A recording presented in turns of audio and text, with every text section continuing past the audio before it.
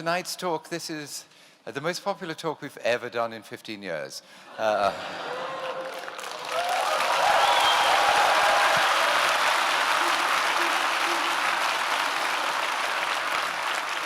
Tonight is the third, so it's been a weekend of Jordan Peterson, which has been a huge pleasure. For anyone who doesn't know him, and last night I think it was one babe in arms, and tonight it's probably my mother. He was an associate professor at Harvard University and is now the professor of clinical psychology at Toronto. His first book was a huge success. It revolutionized the psychology of religion.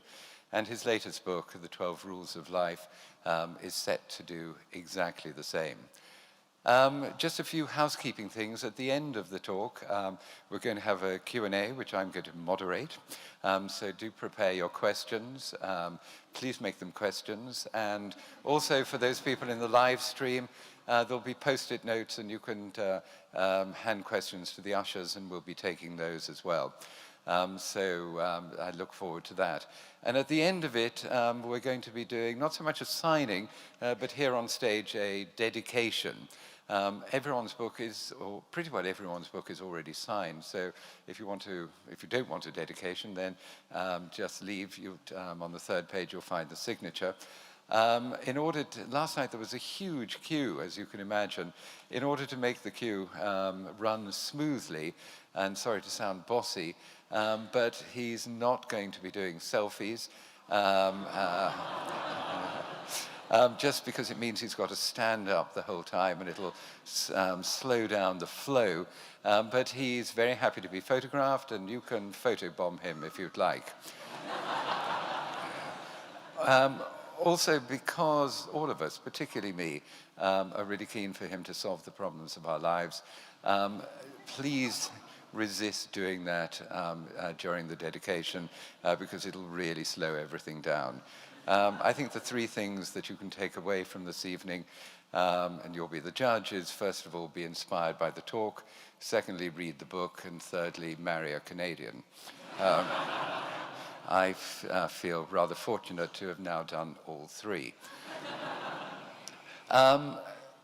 Also, if you would like to tweet, it's hashtag the 12 Rules of Life. So without further ado, please welcome one of the world's great public intellectuals, Jordan Peterson. Thank you.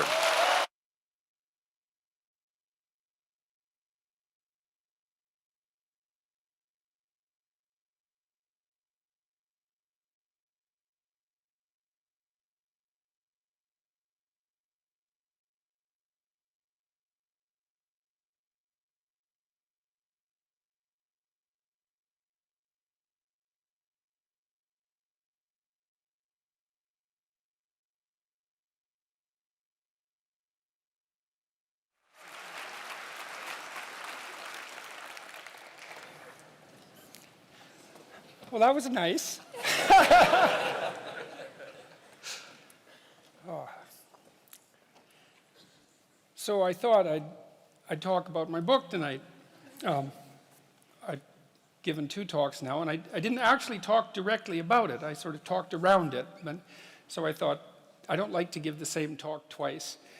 So I thought I'd actually walk through it and outline it a little bit. And so I had spent most of the day memorizing the rules. You know, you'd think if you worked on something for 3 years, or it's been 5 years, I guess, you'd actually have it memorized. But memory is a very strange thing, and it's very particular and goal-oriented. And I actually didn't have the rules memorized, and certainly not their numbers. So hopefully I do by now. So I guess we're going to find out. But I have a copy of the book here in case I forget. So I think we'll go through them one by one, and we'll see how that goes. 7 o'clock, so all right, good. The first rule, which is kind of a comical rule, is stand up straight with your shoulders back. And it's a meditation, among other things, on the habits of lobsters. I read some papers on lobsters must be 10 years ago, I guess, and they just absolutely blew me away. And one of the things I've really loved about being a psychologist, and there's many things, but I've really loved psychoanalytic theory and the great clinicians, the behaviorists as well. I mean, Freud, Jung, Adler, Carl Rogers, Abraham Maslow, the behaviorists like Skinner and the cognitive behaviorists. I mean, I've learned a tremendous amount from reading the clinicians. And so if any of you are interested in psychology, I would really recommend reading the great clinicians, because you learn so much about life. It's crazy by reading them. So that's been fun. But then on the entirely other end of the spectrum, where I've learned most about psychology, is from the really low, what would you call them, the really science-oriented animal behaviorists. That's where they turned into the neuroscientists, right? They were the animal behaviorists, first of all, and then they turned into the neuroscientists. And I've learned a tremendous amount from them. They're such clear thinkers. The best of the bunch, I think, there's two of them. One named Jeffrey Gray, who wrote a book called The Neuropsychology of Anxiety, which is just a deadly book. It's impossible to read. It takes like 6 months to read it, because I think he read like 1,800 papers to write it or something like that. And he actually read them. That's the cool thing. And he understood them, which is really something. And then there's another guy named Jaak Panksepp, who wrote a book called Affective Neuroscience, which outlines his studies, for example, of rats. He was the guy who learned that rats laugh if you tickle them with the end of a pencil eraser, but they laugh ultrasonically like bats. So you have to slow down the ultrasonic vocalization before you can hear them giggle. And you'd think, why the hell would you spend your time tickling rats with a pencil and making them laugh? But see, what he demonstrated there was that there was a play circuit in mammals, that there's a psychobiological basis for rough and tumble play, for example. It's a bloody big deal, you know, discovering a whole new circuit in the brain. That's like discovering a continent. It's Nobel Prize winning stuff. And Panksepp's Affective Neuroscience, I would highly recommend that. So there's this other book I know about too, which is 12 Rules for Life, which you could also look into if you want. Anyways, I was reading these articles on lobsters, and I came across this finding that lobsters govern their postural flexion with serotonin. And I thought, God, that's so interesting. It's so flexion is to stand up straight. Eh? I thought, wow, that's so interesting, because, you know, depressed people crouch over. I wonder if there's any link between those two things. And then I went and read a whole pile of papers on lobster and lobster neurochemistry. Lobster neurochemistry is actually quite well understood, because they have a fairly simple nervous system, right? And so if you want to understand a complex nervous system, it's a good idea to understand a simple one first and then sort of elaborate upwards. And it turns out that serotonin governs status, emotional regulation, and posture in lobsters, just like it does in human beings. And so that just blew me away. And so one thing that chapter 1 is about is the fact that if a lobster is defeated in a dominance battle, you can give it essentially antidepressants, and it will fight again. And that just blew me away. You know, it's so remarkable, because one of the things it tells you is that, so if you're imagine that you could be lobster top dog or bottom dog. Imagine there's 10 strata in the lobster hierarchy. So you could be number 1, right, top lobster, number 10, bottom lobster. If you're bottom lobster, you have low serotonin levels and high octopamine levels. That's a neurochemical that human beings don't produce. And if you're a top lobster, you have high serotonin levels and low octopamine levels. And you can move a lobster in its dominance hierarchy by moderating its levels of serotonin. And I thought, that's so interesting, because what it means is that the counter that keeps track of our status, and we have a counter in a sense in our minds that keeps track of our status, is 1/3 of a billion years old. And what that also means is that the idea of the hierarchy, let's call it a dominance hierarchy, because within lobsters it's kind of like a physical prowess hierarchy, something like that. The idea of the hierarchy is at least 350 million years old. And so I read that and I think, well, so much for the idea that human hierarchies are a sociocultural construct. It's like, no, that's wrong. It's not just a little bit wrong, it's unbelievably wrong. It's mind-bogglingly wrong, right? And it's, right, and so hierarchies have been around for 1/3 of a billion years, and we have a neurochemical system that modulates our understanding of those hierarchies. And then also, and this is the interesting thing too, and this is why people's reputations are so important to them, there's lots of reasons, but this is one of them, is that where this counter that you share with lobsters rates you in terms of your hierarchical position determines the ratio of negative emotion to positive emotion that you feel. And that's also an absolutely mind-boggling idea for two reasons. One is it tells you why it's so hard on people to be put down. Because it doesn't just upset them in the moment, it changes the way their entire system responds to the world so that they now experience more positive emotion and less negative emotion. So that's really rough. And then there's a corollary to that too, which is like, there's a very tight relationship between your belief system and your dominance hierarchy position. It's complicated, but it's worth going through. Like, let's say that, so I have a certain amount of status as a professor, and I have the, let's call it what would you say? I've been granted the entitlement to a certain position in a social hierarchy. Now, the question is, why do I have a valid claim to that position? And the answer, hypothetically, is because I know enough so that my claim to the position is valid. So then if you stand up in the audience and challenge my beliefs and show that I'm wrong, you might say, well, I get upset because I'm wrong. But the more accurate reason that I get upset is because you're indicating to the crowd that my position in the hierarchy of authority is invalid. And by doing that, you lower me in the hierarchy and you mess around with the neurochemical systems that are regulating my emotions. And so if you're interested, at least in part, in why people are so prone to defend themselves and their beliefs in the service of their position, then that's why. And so that's a great example of how you can learn these unbelievable things by stumbling across a rather obscure biological fact. It just what would you say? It's like a series of dominoes. And that's also why biological facts are so useful. It's like, we don't have to argue about whether or not social hierarchies, as I said, or hierarchies are social constructs.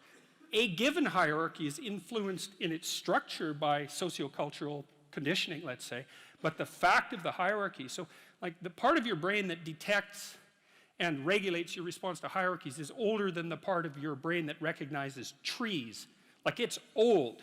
It's really, really fundamental. And almost all social animals organize themselves in hierarchies, because now the other thing that chapter 1 is a bit of a meditation on what might constitute a hierarchy. One of my business colleagues, a former student of mine from Harvard, very, very smart guy. He's got a graduate degree in engineering from MIT and a PhD in psychology from Harvard, so there's like one of him in the whole world. And he's a very smart guy.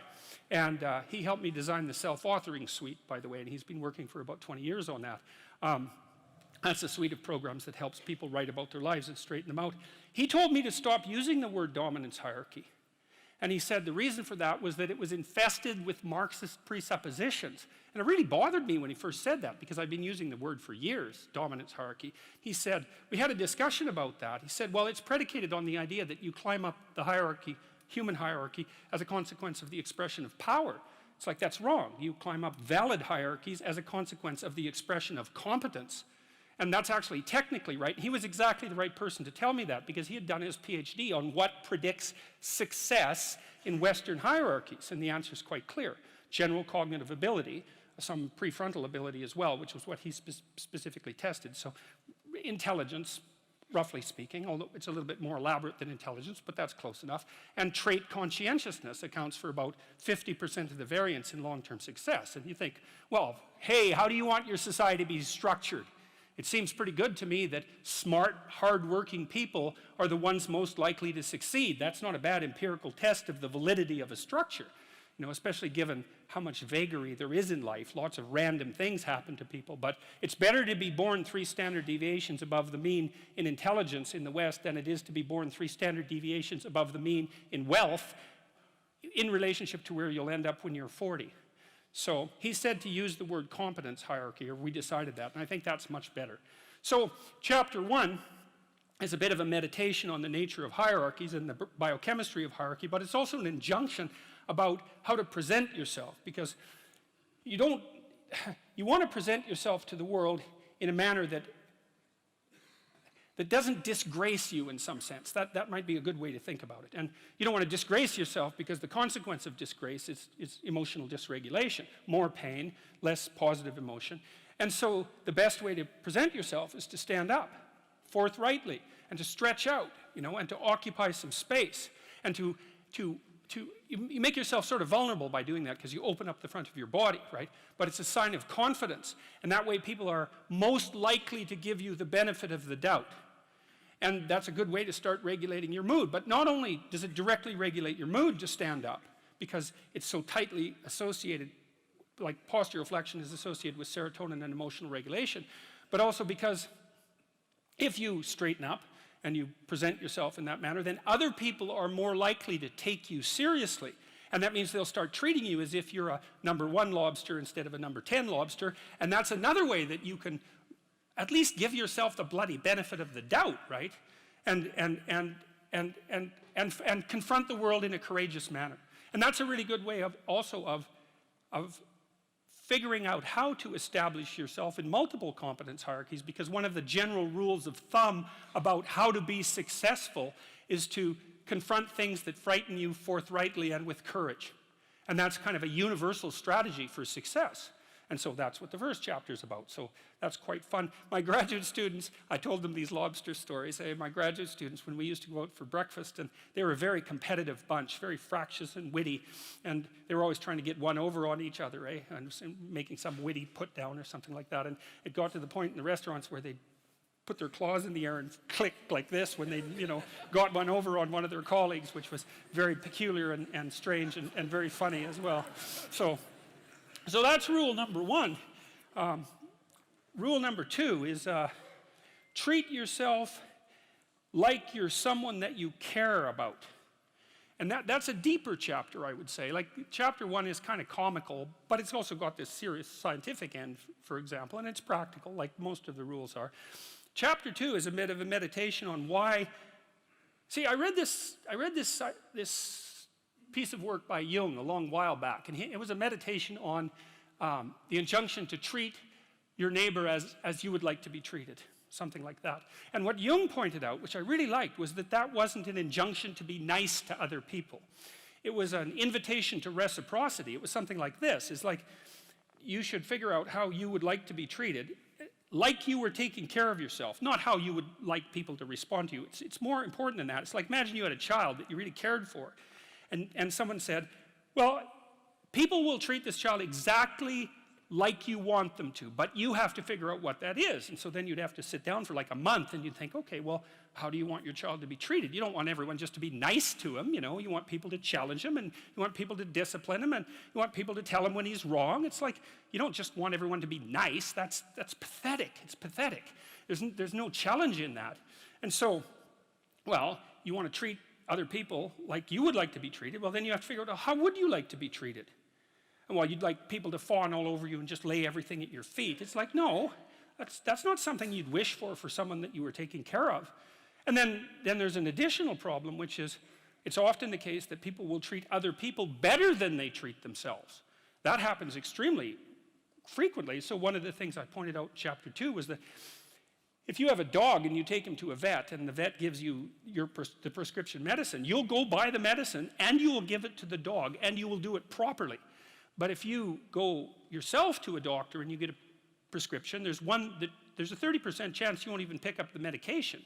And if you do, there's a 50% chance that you won't administer it to yourself properly. And so I really thought about that. When I first came across that statistic, it was another one of those little facts. I thought, what the hell's up with that? It's like, you'll do it for your dog, so obviously you'll do it for something you care about, and you're conscientious enough so you'll actually do it. So like, why wouldn't you do it for you? Your dog likes you. Even your dog would rather that you did, but you don't. And it's actually one of the reasons that modern medicine doesn't work nearly as well as it could, because people just don't take their medication. And it's not only because they don't take care of themselves. There's some skepticism about doctors, but you could be just as skeptical about the vet. So it's a deep meditation, I would say. And what I've done with these rules is they're very simple rules, and they're kind of comical and tongue-in-cheek in some ways. But what I've tried to do is like pull them apart and show what's underneath them, and to go down as deep as I possibly can. And in rule 2, it's a bit of a meditation on why people don't like themselves very much. And I think there's 2 reasons, really. And one is that we're fragile and damageable and imperfect in multiple dimensions all the time. And that often just gets worse. Lots of things get worse as you get old, for example. So it's not necessarily that easy for a self-conscious being who's extraordinarily aware of his or her own fragility, but not just fragility, foolishness and errors, like you know yourself better than anyone else knows you. And you might have a certain amount of dislike for someone you know because of something they did, but you know everything you did. Jesus, that's a drag, man. You have to carry that along behind. It's like, really, I did that, And then, so there's that. It's like you're weak and kind of useless and prone to temptation. And all those things, that just shouldn't be that way. And then you're also capable of pretty vicious acts of malevolence. And so you also know that about yourself. And so it's a real existential question for people. It's like, why the hell should you take care of something as sorry and wretched as you are? And that's really what the chapter is about. It's because the answer in the chapter is, you're, first of all, yes, you're pretty useless and terrible, but so is everyone else, and that's actually an existential problem, right? And what I mean by that, it's a problem that every human being has always had and always will. So it's not just you, it's a universal problem. And that there's an answer to that, and one of them is to, what does it say? Love the sinner but hate the sin. It's something like that, is that despite the fact that you're not all that you could be, the proper attitude to have towards yourself is the attitude that you would have towards someone that you genuinely cared for. And that it's incumbent on you to act as if you genuinely care for yourself, just like you would act towards someone that you actually cared about, some other person. And so it's a reversal in some sense of the golden rule, right? And it's a discussion of why that's necessary. And also, more than that, it's a discussion of why you have a moral obligation to do that. It's not just that you should because it would be better for you. You actually have a moral obligation to do that, I think, because you make the world a much better place, much worse place if you don't take care of yourself. So you should bloody well take care of yourself, because, well, that's what the chapter's about. It's partly because you have something valuable to bring into the world. That's the thing about being an individual. It's the thing that Western civilization has always recognized, that as an individual, you have a light that you have to bring into the world. And that if you don't bring it into the world is a dimmer place. And that's a bad thing, because when the world is a dim place, it can get very, very, very dark. And so it's necessary, not just so that you feel better, not just so that you're a #1 lobster, none of those things. You need to take care of yourself because you're in the best position to do that. And it's necessary for you to take care of yourself. Despite the fact that we're mortal and vulnerable and self-conscious and capable, not only capable of doing terrible things, but actually do them. Despite all that, you still have that responsibility. And so I wanted to hit the question as hard as I can to try to figure out, well, why people are contemptuous of themselves. And there's plenty of reason, that's for sure. But the reasons do not justify the mistreatment of yourself. It's as simple as that. It's not a good strategy. And the next rule is make friends with people who want the best for you. And that's a meditation on my own childhood and adolescence to some degree. I had friends who wanted the best for me and friends who didn't. And they were friends who, some of them were aiming up and some of them were aiming down. And if you have a friend that's aiming down and you do something that's aiming up, then they're generally not that happy about it. They try to top your accomplishment with one of their own, hypothetical or real, or put down what you're doing, or offer you a cigarette if you're trying to quit and you've kind of done that successfully, or a drink if you've been drinking too much and are trying to stop being an alcoholic, Or they're cynical and bitter and devoted towards no good. And sometimes that's family members too, and sometimes it's even part of you, But this chapter is an injunction to people, is like you have an ethical responsibility to take care of yourself, you have an ethical responsibility to surround yourself with people who have the courage and faith and wisdom to wish you well when you've done something good, and to stop you when you're doing something destructive. And if your friends aren't like that, then they're not your friends. And maintaining your friendships with them might not even be in their interest. And so it's a tricky argument to make, because I'm not saying, whenever anyone's in trouble, you should, push them into a ditch and then give them a couple of kicks. That's not the idea. The idea is that, but I had a couple of rules I didn't write about. One was be careful about whom you share good news with, and another was be careful about whom you share bad news with. And those rules ring in people's minds quite quickly. A friend is someone you can share good news with, You go to them and you say, hey, look, this good thing happened to me. And they say, look, I'm so happy that happened to you. Like, way to be. And they don't think, God damn it, why didn't that happen to me? And you didn't deserve it. Here's a bunch of reasons you're stupid and why it won't work. It's like, that's not helpful. And so I would say, like, if people are, you know what, the other thing people are doing if they're trying to drag you down, let's say, is they're trying to see if you'll put up with it. Because they have this idea that maybe life isn't worth living and things aren't good, and that if they can besmirch, let's say, to use an archaic term, something that's pristine and good, then they demonstrate to themselves that there is no true ideal and that there's no necessary reason to be responsible and to strive forward. And so they use you as a test case. You know, I'll just push you down into the low lobster bin and see how you respond. And if you put up with it, then yeah, my cynicism is fully justified. And so, well, that's chapter 3. And it's a painful chapter because it also details the suicide of one of my friends, which occurred over a very long period of time. Not the actual suicide, but all the prodroma to it. And so, and it's a contentious chapter. Number 4 is compare yourself to who you were yesterday, not to who someone else is today. And the reason I wrote that was because I had this client, I'm a clinical psychologist, and I've spent 20 hours a week for 25 years listening to people tell me about their lives, you know, and those people were people who were just barely hanging on to the bottom of the world, up to people who were so successful you can hardly believe it, like the entire gamut of people. And that's been absolutely fascinating. It's like being a clinical psychologist, if you really listen, is like being immersed in a Dostoevsky novel all the time, you know, because it's amazing what people will tell you if you listen to them. People are so interesting if you actually listen to them because they're so peculiar. Like, they're like penguins or rhinoceroses or ostriches. They're unlikely creatures. And anyways, with regards to comparing yourself to who you were yesterday and not to who someone else is today, this old client of mine, he was about 85 when he came to see me, and he was a financier and a kind of a mathematical genius. He made these little pendants out of a mathematical symbol for the most beautiful mathematical equation that was ever written. He made them out of gold, and he would hand those out. And he had studied psychology as a young man, and he introduced me to this concept that I didn't know about called the Pareto distribution, which, see, I'd been taught as a psychologist that most human characteristics were normally distributed, right? So most people were average and some people were extreme. That's a Pareto or a normal distribution. Intelligence is like that, and height, there's more people of average height than very tall or very short, and weight is like that, and lots of things are normally distributed, and psychologists tend to assume that everything is, but it isn't. Creative products are distributed in a Pareto distribution, and that's a whole different thing, and it's really important to know this. It's another fundamental fact, the knowledge of which can sort of transform the way you conceptualize, let's say, the political landscape. So here's an example of the Pareto distribution.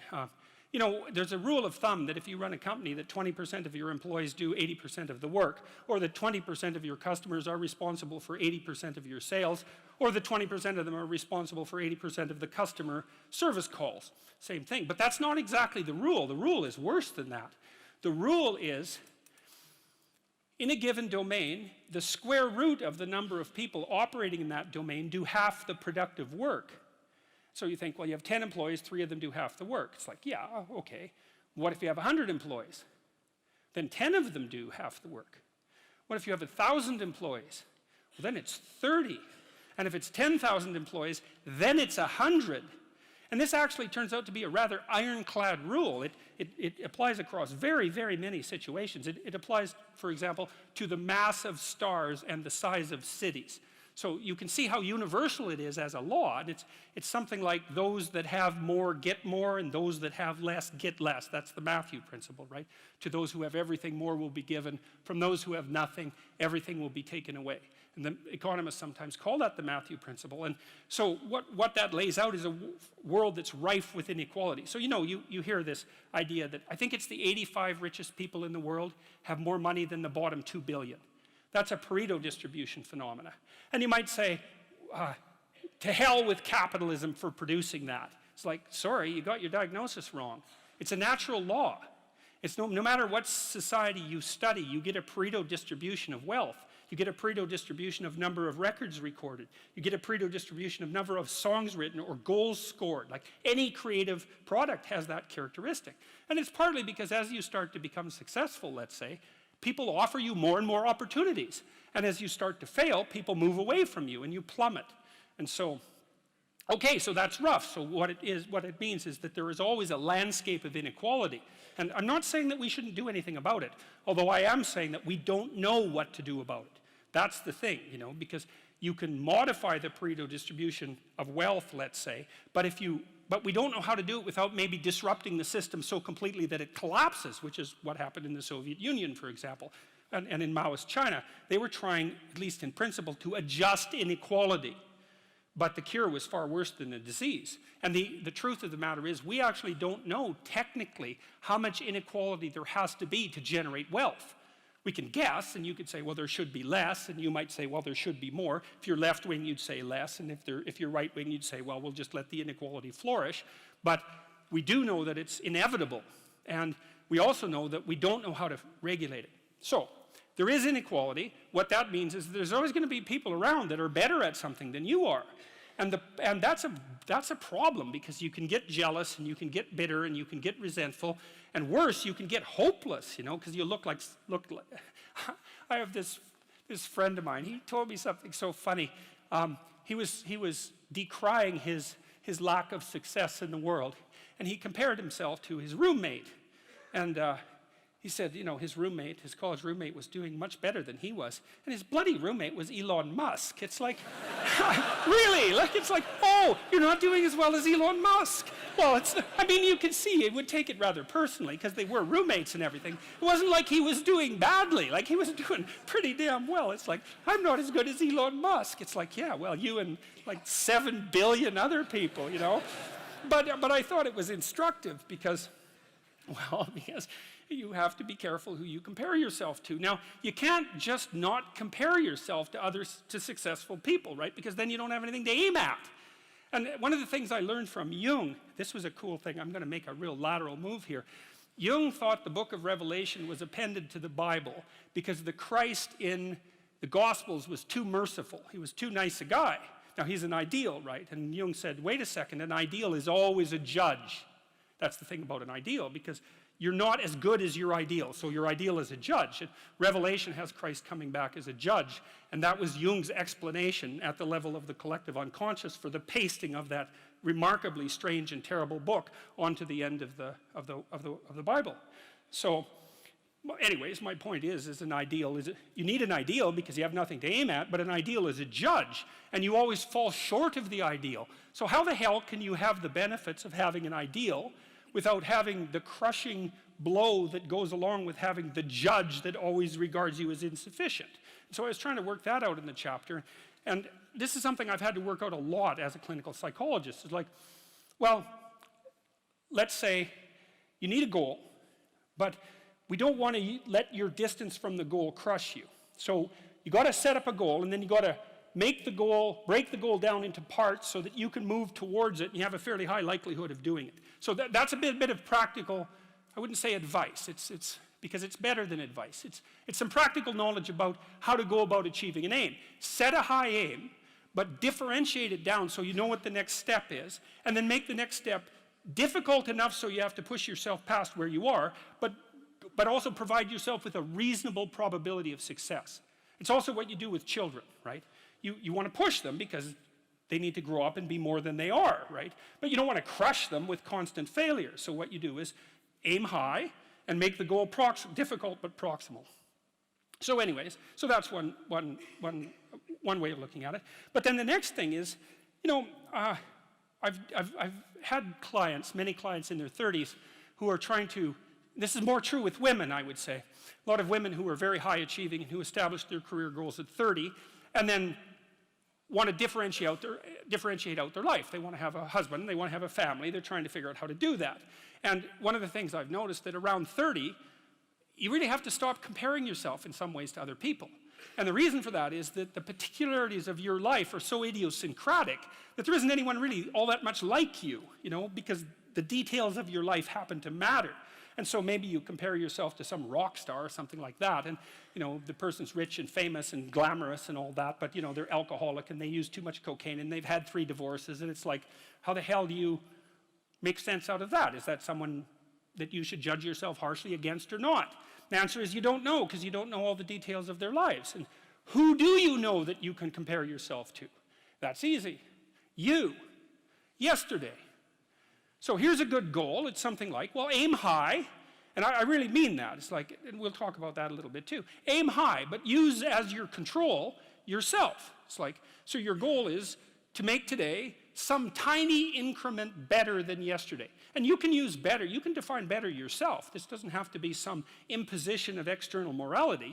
You know where you're weak and insufficient, where you could improve. You think, okay, well, this is what I'm like yesterday. If I did this little thing, things would be just an increment better. And, well, that's a great thing because you get the ball rolling, and incremental improvement is unstoppable. You can actually implement it, and it starts to generate Pareto distribution-like consequences. It starts to compound. And I've seen that happen in people's lives over and over. Well, people write me all the time and tell me that they're doing that, but I've seen that happen in people's lives continually. They make a goal that, the goal should be, how could I conceive of my life so that if I had that life, it would clearly be worth living, so I wouldn't have to be bitter, resentful, deceitful, arrogant, and vengeful. Like, that's sort of the bottom line, right? Because that's what endless failure does to you. It's not good. And that's what life without purpose and a goal does to you as well, because life is very hard. So you think, okay, well, I need to adopt a mode of being that would justify my suffering. And you can ask yourself that question. What would make this worthwhile? I quote Nietzsche, I think, in that chapter. He said, "He who has a why can bear almost any how." That's a lovely line, man. I mean, it's a lovely line. And it's really worth thinking about. So you think, well, how do I manage all this misery and suffering and futility? It's like, well, I need to figure out what I would have to do in order to make that clearly worthwhile. And so then you have your goal, and then you think, well, I need to move towards that incrementally because I'm kind of useless and can only do so much and maybe not even that. But all I have to do is be a little bit better than my miserable self yesterday. And that'll propel you forward very rapidly. And you can succeed at it, which is also really lovely, because why not set yourself up for success, because otherwise you'll droop around like a number 10 lobster, and, that's just not good. You get all pinchy when that happens, and it's not a good thing. So that was chapter 4. Chapter 5, geez, we're cruising along here. Chapter 5 is the one that I thought I would get in the most trouble for writing, I figured people would be all over me for this, and so far they haven't been, but they still might be. So, and it's called, "Do not let your children do anything that makes you dislike them." And I thought that would be contentious, first of all, because people would think, well, I never dislike my children. It's like, really? Really? Really? You're going to really tell me that? God. And there's a more horrifying element to that too, because as a clinical psychologist, I've seen the full Freudian nightmare, I can tell you that. And, I've seen families where it's like this, it's like the family members are standing in a circle, let's say, and each of them has their hands around each other's neck, and they're squeezing hard enough to strangle the other person in 20 years. And that's the family. It's like, and if you haven't met a family like that, or, well, then you're not paying attention, and there's some reasonable possibility that you're actually in a family like that. So the idea that parents can't dislike their children, it's like, God, how naive can you get? That's just, if you think that, man, I don't even know where you'd start to straighten yourself out. I could never dislike my children. It's like, yeah, well, those are the people who produce the most monstrous children, too, I can tell you that. So and then there's this idea that Jung had, which I really love, which is the idea of the shadow. And, it kind of got pop psychology and trendy, sort of among the New Age types, too. But one thing I can tell you about Carl Jung is, no matter what else someone might say about him, he is absolutely not New Agey. If you read Carl Jung and you understand him and you're not terrified right to the depths of your soul, you haven't understood a damn thing you've read. And one of the things that Jung said about the shadow, which is the dark side of humanity, the dark side of each individual, was that its roots reached all the way to hell. And he meant something very specific, both metaphysical and practical by that. The metaphysical element was he meant hell, literally and metaphysically, but he also meant the more proximal kinds of hell. And so what he meant was that if you were able to understand your dark side, then you would see in yourself a reflection of the behavior that was that was present at Auschwitz, for example. And that the reason that people don't take the dark side of themselves seriously at all, and even confront the fact that it exists, is because no one wants to see that reflected within them. And no wonder. Like, it's absolutely no wonder. Jung also believed that that confrontation with the shadow was an inevitable barrier to enlightenment, that there was no, Joseph Campbell, who is a popularizer of Jung to some degree, has become well known for saying, follow your bliss. And Campbell learned virtually everything he knew from Jung, but Jung, that isn't what Jung said at all. He said, pursue what's meaningful and you'll encounter that which you least want to encounter. And that's the dragon, right? That's the dragon that hoards gold, for example. And the dragon is also something that lives inside you, and it's not something that you take the encounter with lightly. There are very old stories about this. There's this Egyptian story about the god Horus, who was the Egyptian savior in some sense. And when he encountered evil, even though he was a god, he lost an eye in the battle. And so that's the famous Egyptian eye, that everyone still knows about. That's the eye of Horus that was torn out by Seth, who's the precursor to Satan. And so it's no joke, that. It's no joke. Back to children. See, I kind of knew this when I had my kids. I'd already undergone that to some degree and understood what it meant to be a bad person, a terrible person. And one of the things I knew was that manifested itself in families all the time. Tyrannical father, overprotective mother, more rarely overprotective father, tyrannical mother. It's usually the other way around. And the terrible pathological familial drama that Freud made much of in the early 20th century. I'd seen that in many, many situations. Dismal, brutal, awful. And I've seen parents punish their children. And you can also take a page from Nietzsche if you really want to punish your children, or anyone else if you have someone you're interested in punishing, including yourself. You don't ever punish someone you really want to punish for doing something wrong, because that's actually a bit of a relief to them. That's the theme of Dostoevsky's Crime and Punishment. The murderer gets away with it, and it's a relief to him when he gets caught. It's like, no, if you really want to punish someone, you wait till they do something good, and then you punish them. Because that'll teach them. You maximize the hurt that way. You decrease the probability that they'll ever do anything good again. And I'll tell you, man, if you want to have a good relationship with someone, that's one thing you don't do. You open your bloody eyes, and if they do something that you would like them to do again, then you tell them how much you appreciated the fact that happened, and you hope that it replicates, You see, if there's one thing you can take away from tonight's lecture, that's an extraordinarily useful thing to know. Watch, and when people do something that they should do more of, say, look, I saw that you did this specific thing. I saw that it took some effort. Here's what it meant. Here's how I observed it. It's like, keep that up. And man, if you love someone, you do that to them. That's encouragement. That's such a great thing. So, anyways, back to children. So I already knew that I was a pretty decent monster by the time I had kids, and I thought, well, my kid's little, like a baby or 2-year-olds, like I'm a horrible monster, and so there's an uneven power problem here. I better not let that child do anything that really makes me angry. Now and then you hear about something horrible that happens.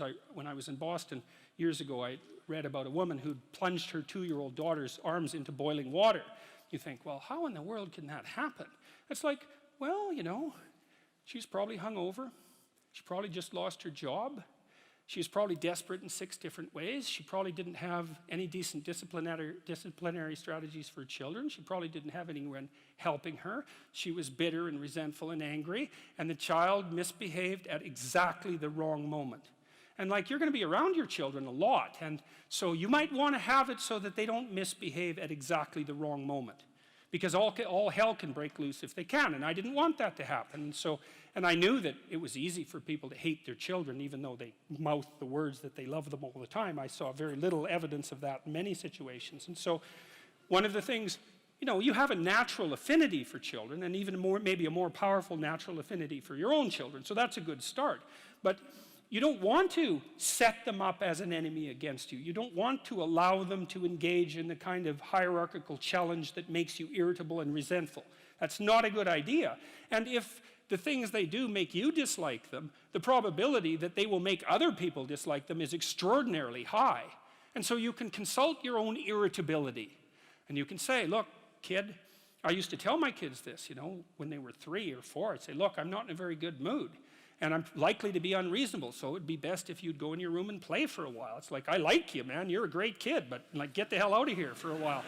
You know, and they were fine with that. We'd trained them already at that point to be able to go play by themselves in their room, you know, which is something a kid should be able to do anyways. But you need to know what sort of monster you are if you're going to be a good parent. And if you think, oh, I'm not a monster, it's like, oh, yes, you are. You're just an unbelievably unconscious monster. And that's actually the worst kind. So, and then the other thing about that chapter is there's an idea in it, and it's an idea that I think is well supported by the relevant literature, which is that your fundamental job as a parent, especially of a child from 0 to 4, is to make that child eminently desirable socially. So you're a successful parent if, when your child is 4, all sorts of other children want to play with him or her. That's really that's like if you want one marker of whether or not you've been successful, that's it. Now, some children are a lot harder to get along with than others, and some children have a harder time playing. And so I'm not saying that every parent who has a child that isn't popular at 4 is at fault for that. I'm not saying that. I'm saying the reverse, which is you can be sure that you've been successful if your child is not popular exactly, but desirable as a playmate. And so then you think, well, what have you done for your child? Well, you've opened up the entire world of children to them. So because they know how to play, which is a very deep knowledge, and it starts to become inculcated probably at the breast, and certainly in the course of rough and tumble play at about 2 years of age. It's a deep embodied knowledge. They know how to play, like a good well-trained dog knows how to play. You know, you meet a new dog and you go like this, and the dog goes like this. You think, oh, that dog, I can go like this and it won't bite me, right? It knows how to play. And a kid who's awake and alert is just like that, like a well-socialized kid. If you know anything about kids, is you can take a 4-year-old and make a little play gesture at them and they'll smile right away and start playing just right now.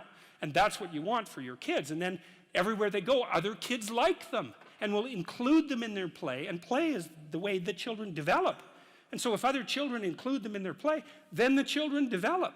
And the poor kids that don't get befriended at the age of 4, the literature on this is crystal clear. If your child is an outcast at the age of 4, the probability that anything can be done about that is almost 0, no matter what you do. And I hate to be so blunt about that, but I know the literature, and that's what the literature suggests. And then the other thing is, if you don't allow your children to engage in dislikable behavior, then adults will like them, because adults actually like kids. You know, one of the things I loved about having little kids in Montreal, I lived in a poor area in Montreal. There's a lot of rough guys around there, and we used to roll our daughter around in a stroller, and these rough guys, you know, like, God only knows what they were up to. They were rough-looking guys. You know, we'd roll our daughter by them, and they'd like smile, and they'd crouch down and make little goo faces, and you know, they were. I tell you, one of the great things about having little kids is they bring out the best in other people. You see a whole side of humanity, even among the darker parts of humanity. You see a whole side of them that you wouldn't normally see, and it's lovely. And the thing is, if you're good to your kid in the real way, you can help them maintain that tremendous attractiveness that they have as young children, and to respond to adults properly, like a puppy that wags its tail instead of growls and, you know, goes for your ankle. And then wherever they go, adults welcome them and teach them things and pat them on the head and smile at them genuinely, instead of saying, oh my God, here comes that couple with that goddamn brat again. You know, which is that's a horrible thing to do to a child, because then everywhere they go, all the goodwill is false. You know, there's nothing that you can do to someone that's more terrible than to put them in a world where all the goodwill directed towards them is false. That's a terrible thing. So anyways, that's chapter 5. And chapter 6 is it's a rough chapter. I spend a lot of time reading about totalitarianism and about atrocity, like some many, many brutal things, brutal beyond the capacity of imagination even. And I read a lot about individual criminals and serial killers and those sorts of people too, trying to get to the bottom. One book I would really recommend is a book by Karl Panzram, which is an autobiography. Panzram is the name of the book. And he was a rough guy, man. What were his dying words to his executioner, to his hangman? He said, hurry up, you Hoosier bastard. I could kill 10 men in the time that it takes you to hang me. That was his dying words, you know. He said, I wish the human race had one neck so that I could put my hands around it and squeeze. that was Karl Panzram, and not many people like that write autobiographies, but he did, and he told you why he was like that and why he thought that way, in case you want to find out, which I would recommend, by the way, because it's very useful to know such things. But now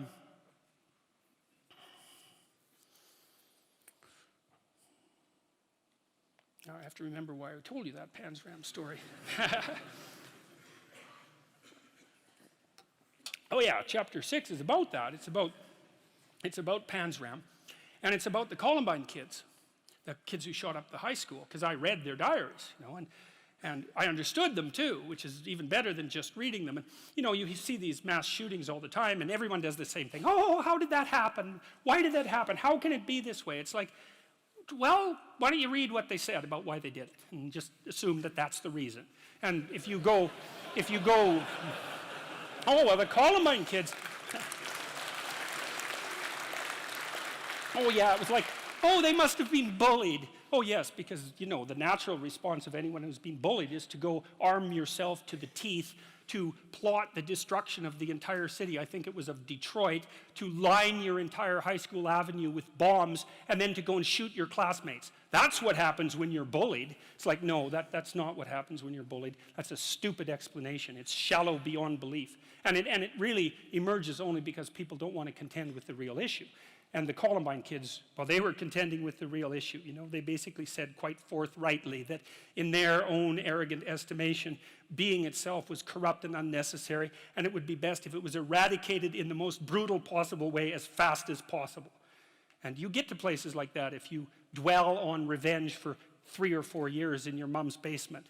You can go to very dark places, and so that's what chapter 6 is about. And, Panzram, who was very brutally treated when he was a kid, and the Columbine guys who, had their ups and downs, but nothing compared to Karl Panzram, say, were judges of being and decided that it was flawed and that they were the ones to set it right. And so it's a rough chapter. But it's more than that. It's a meditation on resentment, because resentment is a key human motivation. And I would say it's a great teacher. To listen to your resentment is one of the best things you can possibly do. You have to admit that it exists first, and then you have to admit to the fantasies that it's generating, and you have to admit to what you would regard as the way out of it.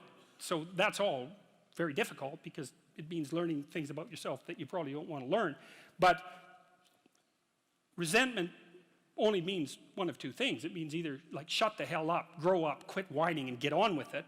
That's one thing it means. Or someone is playing the tyrant to you, might even be you, and you have something to say and do that you should say and do to put it to a stop. And so and resentment can show you the pathway to doing that. It's a meditation on resentment, and one of the principles that I extracted from that is, like, a resentful person wants other people to change. And if you're resentful, then your motivations aren't trustworthy. In fact, they're very, very dark. And that's why I went to the extreme with people like Panzram and the Columbine killers. Resentful people who want to change the world are not to be trusted. What should you do instead? How do you treat your own resentment? I would say, well, I read this great line in a T.S. Eliot play called The Cocktail Party. And in it, this woman comes up to a psychiatrist. I think this is in this chapter. And she says, I'm having a really rough time of it. I'm suffering badly. My life is not going well. And then she says, I hope that there's something wrong with me. And the psychiatrist says, well, what the hell do you mean by that? And she says, well, here's how I look at it. There's either something wrong with the world, and I'm just in it, and that's how it is. And then, like, what am I going to do about that? Because it's the whole world. Or maybe I could be fortunate and there's something wrong with me that's causing all this unnecessary suffering, and if I could just set it right. I could learn and I could set it right. And so, well, I've been thinking about that for a very long time, and I think, well, if your life isn't going the way it is, you can find someone else to blame, which is pretty convenient for you and also relatively easy, or you could think, okay, I don't like life. I don't like the way my life is unfolding. Maybe I don't like life in general because it's tragic and tainted with evil. How do I know if my judgment is accurate? And the question is, well, have I really done everything I possibly could to set my life straight? Because maybe I shouldn't be judging its quality or the quality of life itself or being itself, for that matter, if I haven't done everything I possibly could to set my life straight. Well, so there's a task. Solzhenitsyn, who I'm a great admirer of Solzhenitsyn, his book, The Gulag Archipelago, was one of the things that brought down the Soviet Union. And he said that one man who stopped lying could bring down a tyranny. And, he said that with some authority. I think you could easily make the case that The Gulag Archipelago is the greatest book of the 20th century. I mean, there's other contenders, obviously, but he said when he was in the Gulag camps, meditating on how the hell he got there, and he had a rough life, man. I mean, first of all, he was on the Russian front at the beginning of World War II, and then he was thrown in the Gulag camps, and that was just the beginning of his adventures, man. He had a rough life. And he was in the camps, and he was thinking, what the hell? Like, how did I get here? What's going on? And he had Hitler and Stalin to blame, right? So if you need someone to blame, man, Hitler and Stalin, that's great. But that isn't what he did. He said he meditated for a while once he realized that he might have something to do with, in some strange way, with the way things turned out for him. And he said he went over his life with a fine-tooth comb in his memory. And he thought, okay, where did I go wrong? But by my own judgment, when there was a path in front of me, when did I take the path that I knew I shouldn't take? Because you all know that, right? Sometimes you don't know if what you're doing is good or if it's bad. It's just ignorance. You just don't know. But sometimes you bloody well know, and you do the thing you know you shouldn't do anyways. That happens a lot. And why do you do that? Spite is part of it, stupidity. There's all sorts of reasons, but you certainly know you do it. Solzhenitsyn thought, okay, well, what would happen if I took responsibility for where I am in this concentration camp, and then I went over my whole life and tried to figure out all the things I did that were wrong by my own estimation that increased the probability that I would get here, and then what would happen if I tried to set them all right now in the present? And that's why he wrote the Gulag Archipelago, and one of the consequences of that, as I said, was it sped the dissolution of the Soviet Empire. So, hey, that's not bad, eh? Like, you make a real confession, you really repent, you do your penance, which is writing this book, and you completely change the geopolitical landscape of the world. It's like, and that's worth thinking about, because it's not only Solzhenitsyn who did that. Nelson Mandela did something quite similar. It's not so impossible. And so the idea that what you should do if you're feeling resentful about the nature of being or suffering too much for your own life, let's say, is straighten the damn thing out. Like, seriously, try it for a year even. Try it for a week. Try not doing the things you know you shouldn't do.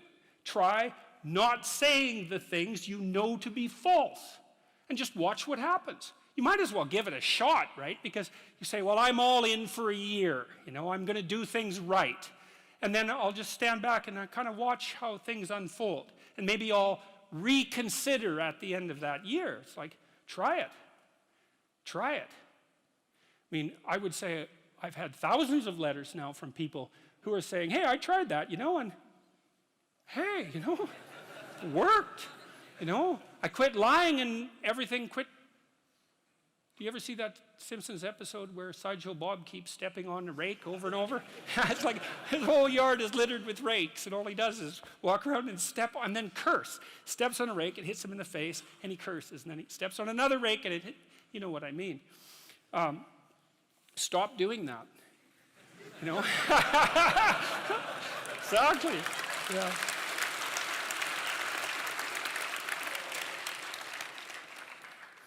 I don't know if we'll get through all 12 rules. Guess you'll have to read the damn book. Anyways, Rule 7. Rule 7 just about killed me.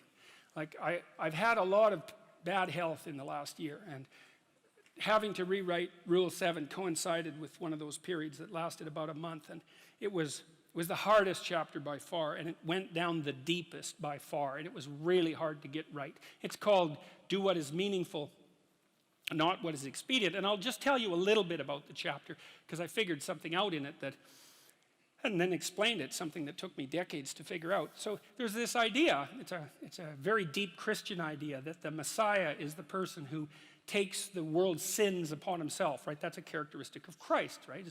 It's something, the idea is something like Christ died for your sins. It's like, what the hell does that mean exactly? And partly what it means, and I would say a slightly corrupted form of Christianity, is that you just have to believe that happened and you're redeemed. It's like, well, that's we'll leave that aside for a second. But there's an idea there, a psychological idea. And you know that because the idea doesn't go away. It's lasted for thousands of years. It's like, well, so the idea signifies something. It has a psychological reality independent of its metaphysical reality, whatever that might be. And so I've thought about that for a long time. It's like, what in the world does that possibly mean? And then I realized, and Jung knew this, Carl Jung knew this, that it was associated with this idea of the shadow. I had this client once who, her parents, man, they were pieces of work.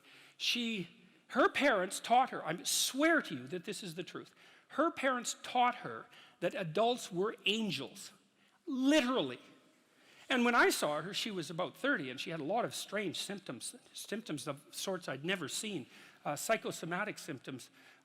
She had kind of like quasi-epileptic seizures at night, but she stayed conscious during them. It was very difficult to understand it, and I won't walk through it. But her parents told her that adults were angels, and she was like 28. She had a university degree, and I said, well, didn't you ever wonder about that?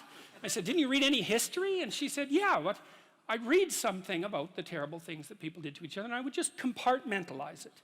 And that was actually the key that I used to unlock what was wrong with her, which was eventually fixed. And I won't go into that.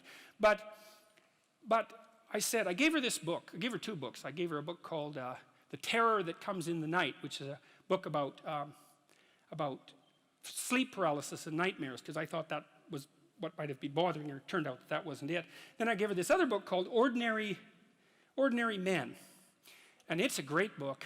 It's a terrible book, a terrible, dark book, about this police battalion that was moved into Poland during World War II after the Nazis had marched through. And it was all made of middle-aged guys who weren't like victims of Nazi totalitarian propaganda when they were kids. They were just, bourgeois, middle-class guys, kind of like all of us, let's say. And they went to police Poland, and they were going to have to do some terrible things, essentially. But their commander told them quite forthrightly that if being involved in wartime policing was too hard on them, if they felt that it ethically violated them or psychologically violated, that they could just go back to policing in Germany. And very few of them did, partly because they didn't want to abandon their comrades, let's say. They didn't want them to have to do the dirty work, And they were normal policemen, they ended up the sorts of people who could take naked pregnant women out into the middle of the field and shoot them in the back of the head. That's the culmination of their training. It's very interesting to read about their training because they were absolutely sickened by what they learned to do, like physically sickened, vomiting, shaking, traumatized, but they didn't stop. And if you want to know why, then you can read the book. And I said, look, read this book, but don't bloody well compartmentalize it. Enough of that. It's like, read it like you're one of the damn policemen, which is how you should read history, right? You read about Nazi Germany and you think, well, I'm Oskar Schindler. I'd save the Jews. It's like, no, you wouldn't. Right, you wouldn't, because people didn't. And the probability is very high that you wouldn't. And all you have to do is think it through. Anne Frank, it's like, you're really going to put your family at risk to hide a group of another family in your attic for like multiple years while there's Nazis parading the street and where if you get exposed, you all die. You're going to do that, are you? It's like very unlikely. And no wonder, it's not surprising that it's unlikely, but you don't want to be inflating yourself with with fictional heroism without actually knowing the facts on the ground. So I told her to read it and to understand that the policemen were her. And that's the thing to understand. Well, the idea that the Savior is the person who takes the world's sins upon himself is exactly that. It's exactly the same idea. It's like the way that there stops being Nazis is for you to know that the Nazis were you and for you to decide not to do that again. But you have to know, you see, this is the thing that people won't do. You have to understand that you could not only do what the Nazi camp guards did in Auschwitz, but that you could actually enjoy it. And then you have to decide that you're not going to do that anymore. And that's not an easy thing to figure out. Well, and that's what that chapter is about. So that's a rough chapter, man. That's a rough chapter. And that's only a bit of what it's about. You know, there's a lot in there. And that's, anyways, that's what that's about. Chapter 10, chapter 9. Let's see, I better look. I'm getting a little tired here. Oh yes, chapter 9 is assume that the person you are listening to might know something you don't. This is a chapter about conversation and about the different forms conversation takes. And it's a chapter about humility. And it's a chapter about listening. And the humility element is, it took me a long time to understand why there's religious injunctions supporting humility. To even understand what the word really meant in that sort of technical sense. And it means something like this. It means what you don't know is more important than what you know. And that's a lovely thing to, then what you don't know can start to be your friend, you see. People are very defensive about what they know, and for the reasons we've already discussed. But the thing is, you don't know enough. And you can tell you don't know enough because your life is not what it could be, and neither is the life of the people around you. You just don't know enough. And so, what that means is that every time you encounter some evidence that you're ignorant, someone points it out, you should be happy about that because you think, oh, you just told me how I'm wrong. It's like, great. Like maybe I had to sift through a lot of nonsense to get through the real message that you're telling me, but if you could actually tell me some way that I'm wrong and then maybe give me a hint about how to not be wrong like that, well then I wouldn't have to be wrong like that anymore. That would be a good thing. And you can embark on that adventure by listening to people. And if you listen to people, they'll tell you amazing things if you listen to them. And many of those things are little tools that you can put in your toolkit, like Batman, and then you can go out into the world and use those tools, and you don't have to fall blindly into a pit quite as often. And so the humility element is, well, do you want to be right, or do you want to be learning? And it's deeper than that. It's, do you want to be the tyrannical king who's already got everything figured out? Or do you want to be the continually transforming hero, or fool for that matter, who's getting better all the time? And that's actually a choice, you know. It's a deep choice. And it's better to be the self-transforming fool who's humble enough to make friends with what he or she doesn't know and to listen when people talk. And listening is a transformative exercise. Like if you listen to the people in your life, for example, if you actually listen to them, they'll tell you what's wrong with them and how to fix it and what they want. They can't even help it if you start listening, because people are so shocked if you actually listen to them that they tell you all sorts of things that they might not have even intended to, things they don't even know. And then you can work with that. And the other thing that's so interesting, you know, now and then you have a meaningful conversation, right? You have a good conversation with someone, you walk away and you think, geez, you know what? We really connected, and I know more than I did when I came away from that conversation. And during the conversation, you're really engrossed in it. And that feeling of being engrossed is a feeling of meaning, and the feeling of meaning is engendered because you're having a transformative conversation. So your brain produces that feeling of meaning for you. It says, oh yeah, this is exactly where you should be right here and now. It's the right place and time for you. And that's a great place to occupy. And so a good conversation where people are listening has exactly that nature. And the reason it has that nature is because it is in fact transformative. It's one of the truisms of clinical psychology. Like if you're a clinical psychologist, a huge part of what you do is just listen to people. It's like, you know, they come in, they're unhappy, and they'd rather not be, something like that.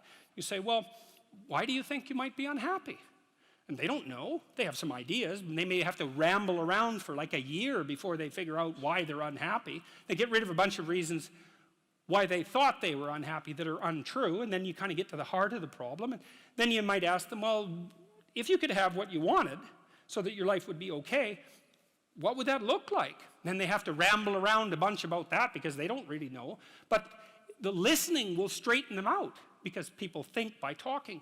And in order to think, you have to have someone to listen, because it's very hard to think. Hardly anyone can think. And even the people who can think can only think about a limited number of things.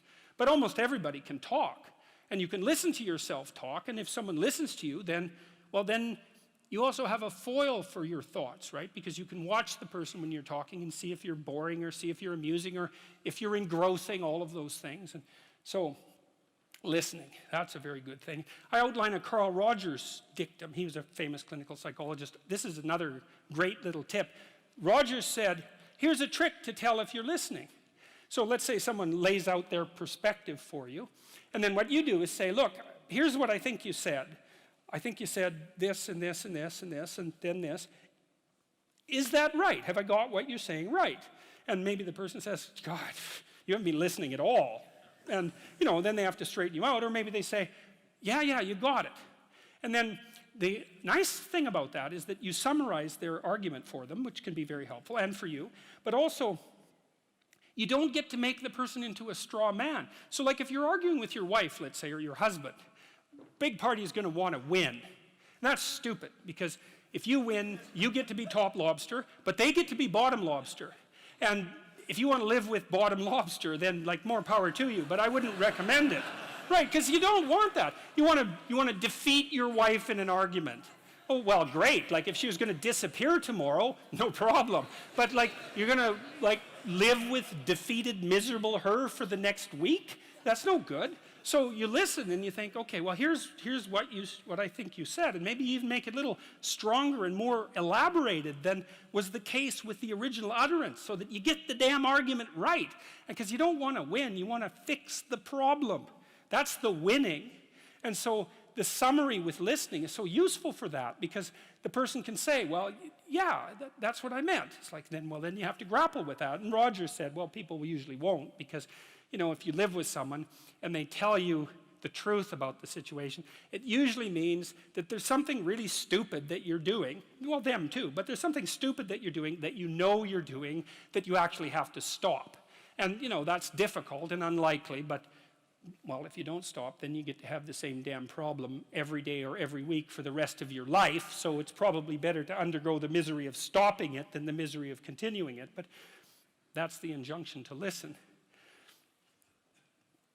Rule 11 is, don't bother children when they're skateboarding. And that's a meditation on the difference between weakness and goodness.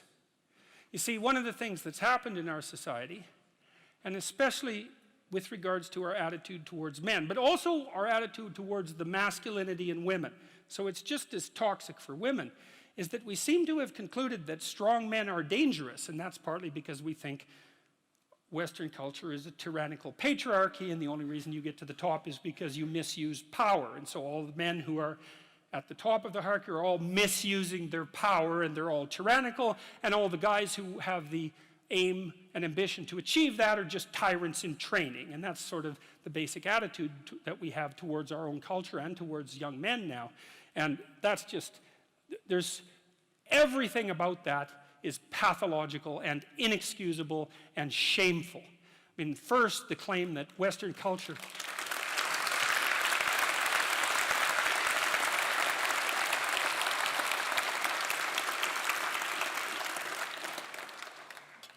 the idea that Western culture is primarily a patriarchal tyranny is like, well, first of all, it's historically ignorant beyond belief. Because compared to what exactly? Like, how many civilized countries are there in the world? 3 dozen? The rest of them are run by brutal thugs, right? And it isn't just thugs at the top, man, because that isn't how it works. In a country that's corrupt, the corruption is spread through the entire country. So, and we're not like that, and that's that. I mean, Western culture is fundamentally honest, and I can give you an example of that, because people don't like that idea. eBay proved that. Because here it did. It was a very interesting thing, because when eBay first popped up, like the cynic would say, eBay's not going to work because I don't know you. You live on the other side of the country. You're going to send me junk, and I'm going to send you a check that bounces. And that'll be the end of eBay, right? Right, that's what a cynic would say. And then what happened was that brokers popped up, and they said, well, look, we'll guarantee the exchange, right? For a fee, 10%, we'll make sure that you don't send junk, and we'll make sure your check doesn't bounce. And what happened was the brokers couldn't find enough business. And the reason for that was all the transactions were honest. All of them. It's like if you are on eBay and you have a reputation of less than 99%, there's actually something wrong with you. Okay, 98%, but really it's that tight. And so the default position was, you're offering this, I'll buy it, we'll make the exchange fairly. And what happened was bunch of capital that was frozen, technically speaking, junk that people had that other people could need, got freed up, and eBay freed up a tremendous amount of money for people, and it was all a consequence of default honesty. And we also know that one of the best predictors of success in Western world is conscientiousness, and conscientious people are honest and have integrity and are dutiful and do what they say they'll do, and that's a really good predictor of long-term life success, especially as a manager and administrator, something like that. So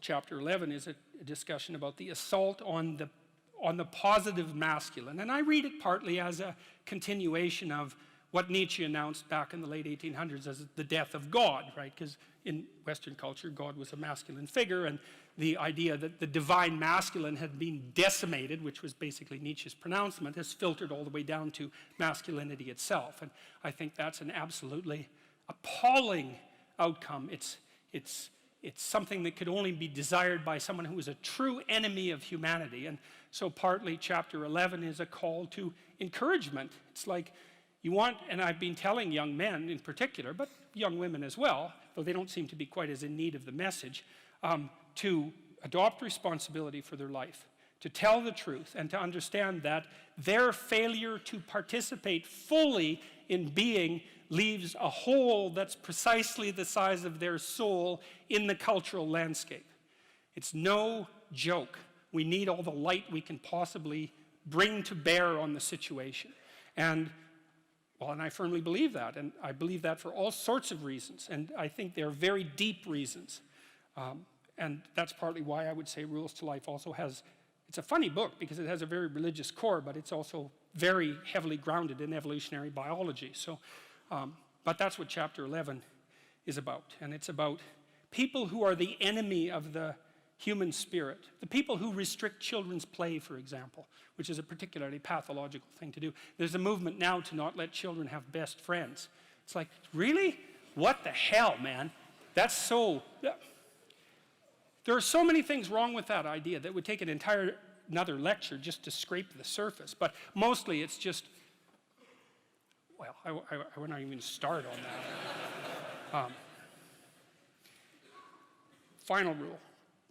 It's called Pet a Cat When You Encounter One on the Street. And it's the most personal chapter in the book. It's a lot about my daughter. And my daughter was very ill when she was a kid, but particularly when she was a teenager. She had a very terrible time of it. She had juvenile rheumatoid arthritis, and when she was between the ages of 14 and 16, it first destroyed her hip, which had to be replaced, and then it destroyed the ankle on her other leg, which had to be replaced. And she walked around for 2 years on broken legs, and she was taking massive doses of opiates and could hardly stay awake. And she had this advanced autoimmune disease, which produced all sorts of other symptoms that were just as bad as the joint degeneration, but which are harder to describe. And so it's just bloody brutal. You know, and as a test of your faith, there's almost nothing that's more direct than a serious illness inflicted upon an innocent child, right? And so the chapter's a meditation on that, and also on, well, what to do in a situation like that, because everyone is going to have a situation like that in some sense, you know, because you'll be faced with illness in the people that you love and in crisis. And so it's a practical guide to coping with those sorts of things. Like, and one of the things you do when you're overwhelmed by crisis is you shorten your time frame. You know, it's like you can't think about next month. Maybe you can't even bloody well think about next week, or maybe not even tomorrow. You know, because now is just so overwhelming that that's all there is. It's like, and that's what you do. You cut your time frame back until you can cope with it. And if it's not the next week that you see how to get through, then it's the next day. And if it's not the next day, then it's the next hour. And if it's not the next hour, then it's the next minute. And you know, people are very, very, very, very tough. And it turns out that if you face things that you can put up with a lot more than you think you can put up with, and you can do it without becoming corrupted. And she did recover quite fully, and much as a consequence of her own machinations, because she figured out what was wrong with her and then took the necessary steps to fix it, which is nothing short of a bloody miracle as far as I'm concerned. And anyways, part of the cat bit is I actually start by talking about our dog, who actually died about a year ago, but he's still alive in the book. let people know, because dog lovers love dogs, and if you love cats, then they think you don't like dogs, and then they think they don't like you. So I also point out at the beginning of the chapter that, if you want to pet a dog on the street, that's okay too, so you don't have to get up in arms about it. But the idea is that, you have to be alert when you're suffering. You have to be alert to the beauty in life, the unexpected beauty in life. And that's kind of what I was trying to get across with the idea of the cat. There's this cat that lives across the street from us called Ginger, and Ginger's a Siamese cat. And cats really aren't domesticated, technically speaking. They're still wild animals, but they kind of like people. God only knows why, but they do, And so Ginger will come wandering over, and our dog looks at her, but they're friends, and she rolls over on his back, and Seiko used to, nose her a bit. And then she'd kind of mosey over and let you pet her if she was feeling like it that day. And, you have to look for that little bit of sparkling crystal in the darkness when things are bad. You have to look and see where things are still beautiful and where there's still something that's sustaining. And, you narrow your time frame and you be grateful for what you have, and that can get you through some very dark times. And maybe even successfully if you're lucky. But even if unsuccessfully, then maybe it's only tragic and not absolute hell. And you can do that, in the worst situation. You can make it only tragic and not hell. And there's a big gap between tragedy and hell. There's nothing worse at a deathbed than to see the people there fighting. The death is bad enough, but you can take that, as terrible as it is, and make it into something that's absolutely unbearable.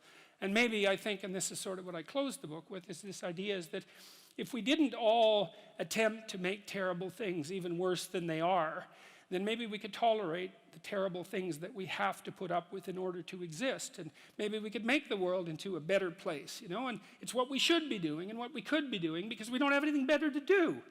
And that's what the book is about. And that's the end of 12 Rules for Life. Thank you.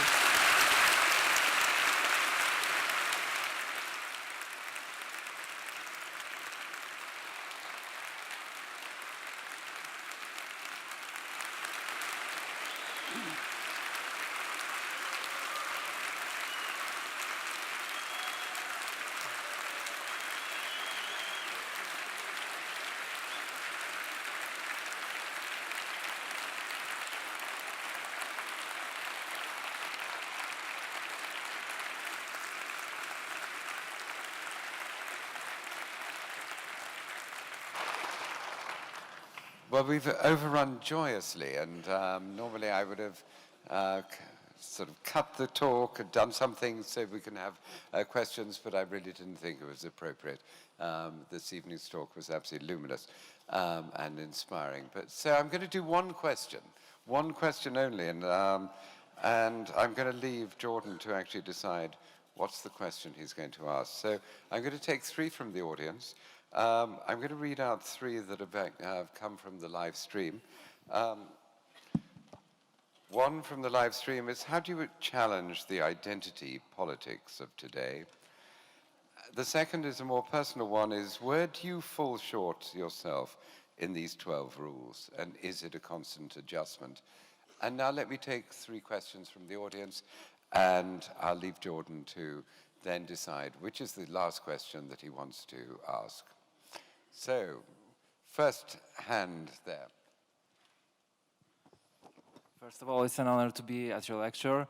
And the question is, I wanted to ask, for example, some people, for example, Stefan Molyneux, who interviewed you, puts, I think, tremendous attention to admitting faults of parents and admitting the harm that was done when getting better and working through adversive childhood experience.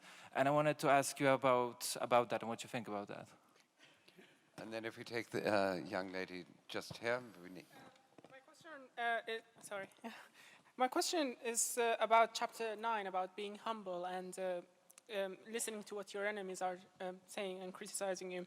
I'm a kind of person who kind of speak my thoughts, so I speak them to my friends and see how they bounce at them.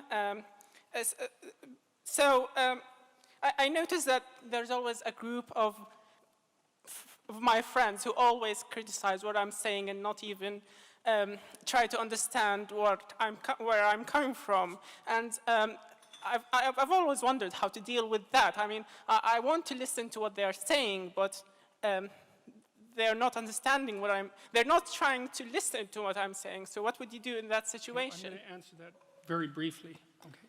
There's a line in the New Testament that's relevant to that. Do not cast pearls before swine. And what that means is that if people are not listening to you, stop talking to them.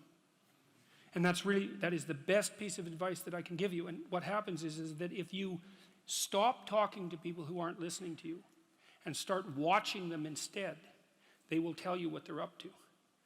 But so if you have things to say them, but you find people that will listen, talk to them. The ones who aren't listening, pull back. Because you're devaluing what you have to say by offering it to an audience that does nothing but reject it. And that's a good guideline to life in general. So pull back. Yeah. And our last question is gentleman over there in blue. Thank you, Dr. Peterson. It brought a smile to my face when you mentioned the work of John Taylor Gatto, and I just wanted to know what you think the relationship is between the classic trivium and the Holy Trinity, and if there is, how has that changed over time? I'm going to leave you to answer one question only. Okay. And then... Okay. And, Well, look, and then you're going to be back on stage dedicating. Yes, okay. I think I'm going to answer, where do you fall short in these 12 rules? Is it a constant adjustment? You know, like I wrote these rules.